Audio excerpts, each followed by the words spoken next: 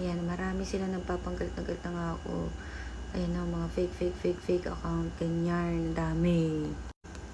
Diba, hindi sila natigil. Kaya po, ayan, huwag kayong magpapaloko kung ano lang po yung binanggit ko sa inyo na main FB ko na may 46 plus follower, 46K,000 nabubo na ako sa number. Kasi nabububo na rin ako talaga sa iba na bakit ganun, dami nilang gumagaya ng FB ko para daw sila ang kontakin, silang kakausapin, tapos sa iba naman kayo papasok, ganun.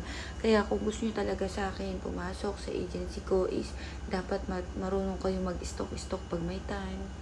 Check before you click, gano'n. Tapos, ang dami kasi nilang inihingi mga kung ano-anong requirements o whatsoever, ganyan.